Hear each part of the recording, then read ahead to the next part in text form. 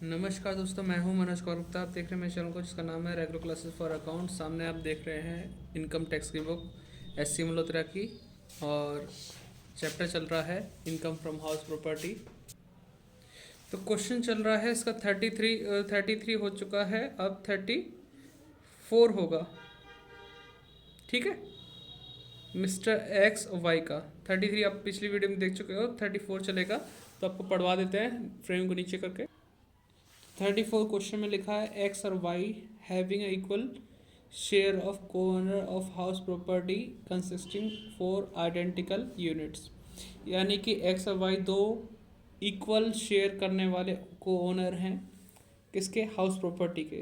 यानी एक प्रॉपर्टी के दो मालिक हैं बराबर के, और उस प्रॉपर्टी के अंदर चार एक जैसी यूनिट हैं, यानी कि चार फ्लोर, मान लो चार फ्लोर हैं, है ना। तो एक जैसे बने हुए चार फ्लोर हैं, एक जैसे मतलब एक समान, आइडेंटिकल मतलब both of them occupied one unit each for their residence. यानी कि अपने खुद के रहने के लिए एक एक यूनिट उन दोनों ने रख ली। एक यूनिट एक्स ने रखी, एक यूनिट वाई ने। चार यूनिट थी, चार में से दो तो रख ली, and other two units are let out. तो बाकी दो यूनिट थी लेट आउट की हैं 5,000 पर मंथ पर यूनिट के हिसाब से। यानी एक यूनिट से आपका 5,000 के हिसाब से 12 महीने का 60,000 मिलेगा, तो दो यूनिट से 60 और मिलेगा, तो 1,20,000 मिलेगा। The municipal value of house property दे रखी है 2,00,000। पूरे हाउस प्रॉपर्टी की वैल्यू है, लेकिन चार यूनिट बटेगी, डिवाइडेड 50,000 मानी जाएगी। म्यूनसिपल टैक्स पे होता है तो इसका 10% बोला गया है, तो 10% 2,00,000 का 10% 20,000 होता है, जो कि चारों हिस्सों में बटेगा बराबर। Which are paid by SSC during the year. बाकी ये मैं कुछ जानकारी दे रखी है, रिपेयर एक्सपेंसेस है, रिपेयरिंग वाले, रेंट कलेक्शन है, इंश्योरेंस अमाउंट है, ग्राउंड रेंट है, interest on loan taken on house for the year कितना है 80,000। हमने उस पर इंटरेस्ट भी ले रखा है 80,000, जो चारों में बटेगा, चारों यूनिट में, तो 20,000 आ जाएगा।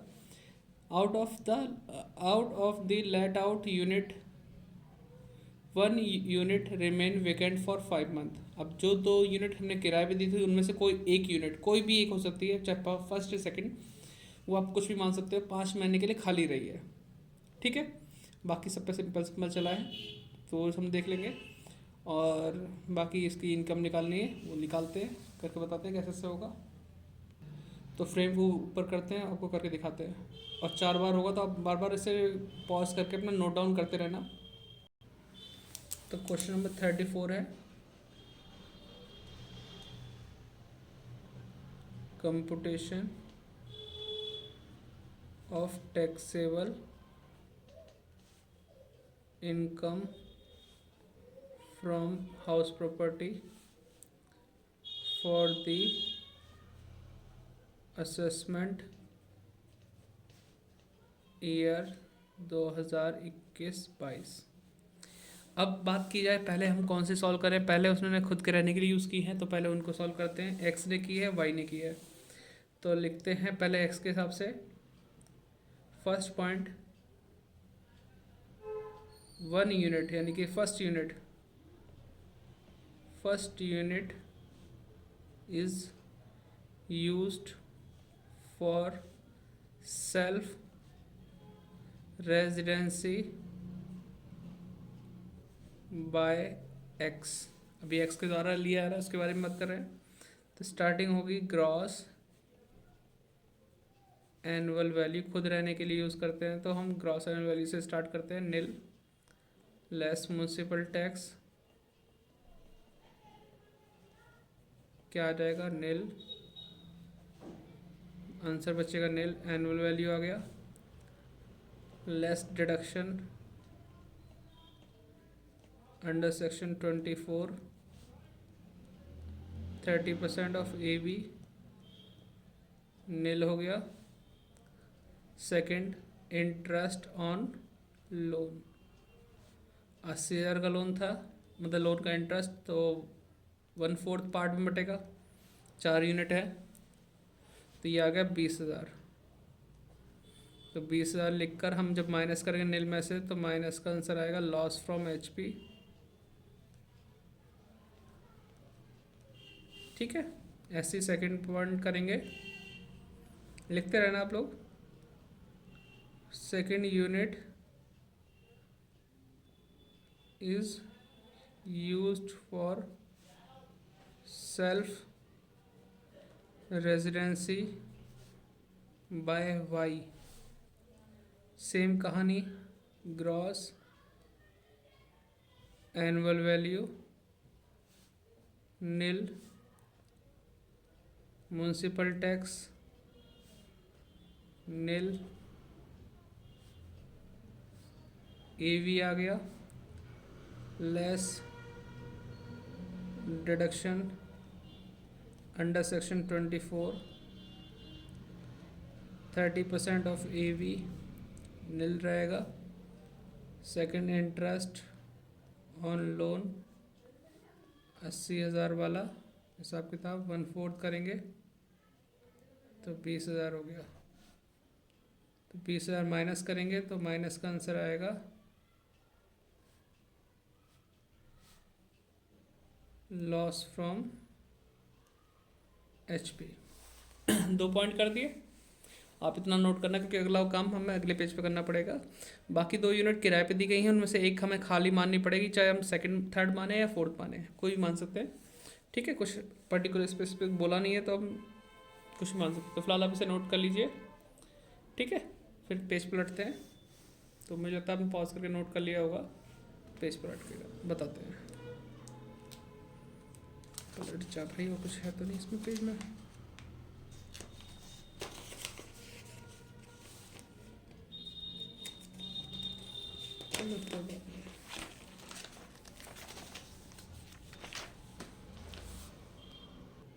अब थर्ड यूनिट को हम मान लेते हैं कि खाली रही है ना। थर्ड यूनिट, थर्ड दिख रहा हुआ, हाँ जी सही। Unit is used for let out और 5 month वैकेंट। ठीक है, ये हमने लिख लिया, वैकेंट खाली रही है, तो नहीं दिख रहा होगा, नहीं दिख रहा होगा वैकेंट।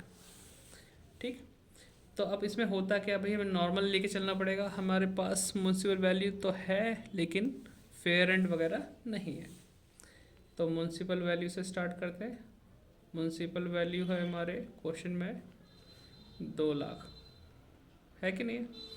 हम सिंगल यूनिट की बात करें, 4 यूनिट थी तो 50,000 म्युनिसिपल वैल्यू मानी जाएगी।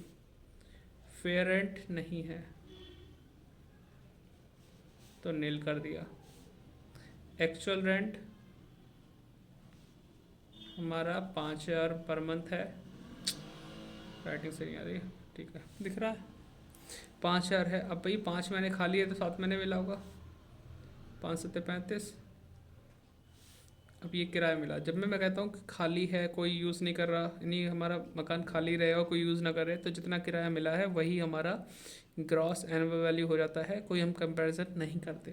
तो हमारा 35,000 ही क्या आएगा, ग्रॉस एनुअल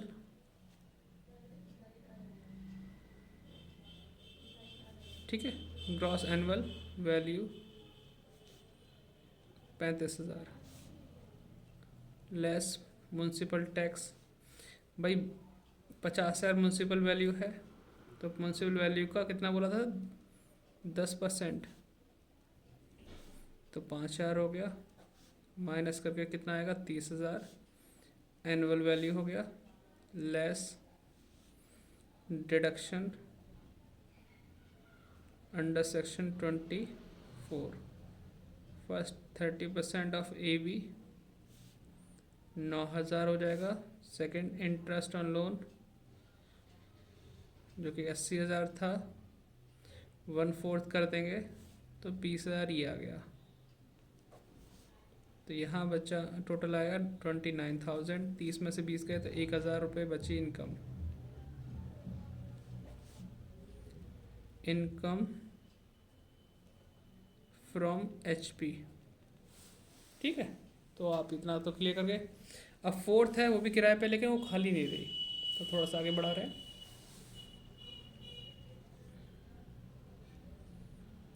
फोर्थ यूनिट, भाई क्या लिख रहा हूँ मैं, unit is used for let out first municipal value 50,000, जैसे कि पहले बताया था 2 लाख म्यूनसिपल वैल्यू है, 1/4 किया, ठीक है। फेयर रेंट नील, एक्चुअल रेंट 5,000 था, इंटू 12 कर देंगे, है ना, तो 60,000 हो गया। अब इन दोनों में से ज़्यादा कौन सा है फेयर रेंट और म्यूनसिपल वैल्यू में, वो कहलाएगा आपका एक्सपेक्टेड रेंट, ठीक है। मैं थोड़ा आगे बढ़ा रहा हूँ। 50,000, फिर actual rent same to same 60,000। अब इन दोनों में से ज़्यादा कौन सा 60,000 है, लेकिन ये अगले पेज पे होगा, तो आप इसे यहाँ तक का नोट डाउन कर लेना पॉज करके, फिर हम निकालेंगे ग्रॉस एनुअल वैल्यू, ठीक है। तो यहाँ तक नोट डाउन कर लेना पॉज करके।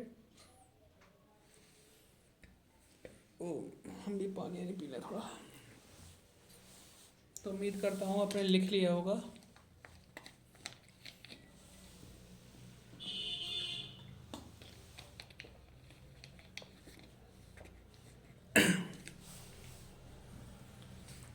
तो पेज पलटते हैं। 50-60 में जो ज़्यादा है 60,000 है। थोड़ा सा हिसाब किताब से रखें। तो ग्रॉस एनुअल वैल्यू हिल रहा है सब, ठीक है। तो ये हुआ 60,000, है ना, लेस म्युनिसिपल टैक्स। तो 50,000 पर 10% निकालेंगे, क्योंकि म्यूनसिपल वैल्यू 50,000 के हिसाब से चल रहा है अभी काम। तो 5,000 हो गया, माइनस करेंगे तो कितना आएगा 55,000। ये हो गया एनुअल वैल्यू, लेस डिडक्शन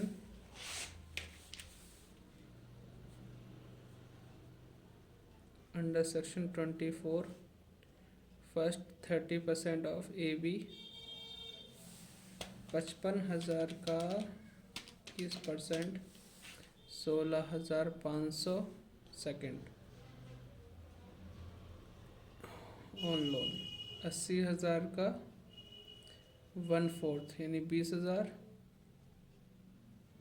तो ये हो गया हमारे पास 36,500, ठीक है।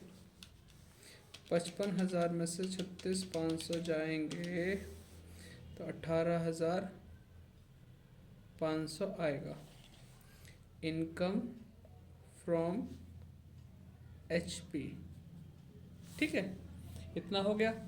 अब टोटल हाउस प्रॉपर्टी निकालनी है, तो total taxable income from HP।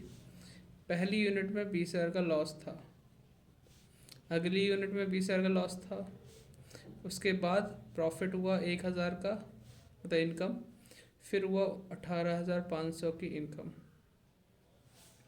तो माइनस के 40,000 प्लस के 19,500, फिर भी लॉस ज़्यादा है, तो 40,000 में से 19,500 माइनस करोगे 20,500 का लॉस आ गया, मतलब लॉस, ठीक है। अब लॉस आया या प्रॉफिट आया, जब को ओनर 2 हैं तो आपस में बांटेंगे, प्रॉफिट हो तो 2 लोगों में बढ़ता, लॉस है तो 2 में बटेगा।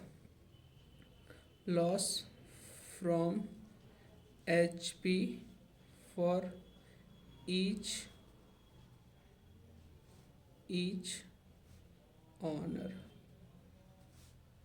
20,500 को 2 से डिवाइड किया तो कितना आएगा 10,250। ये लॉस आ गया उनके लिए। यही आंसर में दे रखा है 10,250, देख पा रहे होंगे आप। ठीक है जी। तो वीडियो अच्छी लगी तो लाइक करो, शेयर करो, चैनल को सब्सक्राइब करो। बाय बाय, मिलते हैं। और शेयर वेयर कर दिया करो भाई, सब्सक्राइब ना हो रही है आजकल तो वीडियो। व्हाट्सएप स्टेटस पे लगा लिया करो। बाकी कोशिश थी कर रहे हैं आपके लिए। फिर मिलेंगे नई वीडियो में, अच्छी सी वीडियो के लिए 35वें क्वेश्चन में। Bye bye.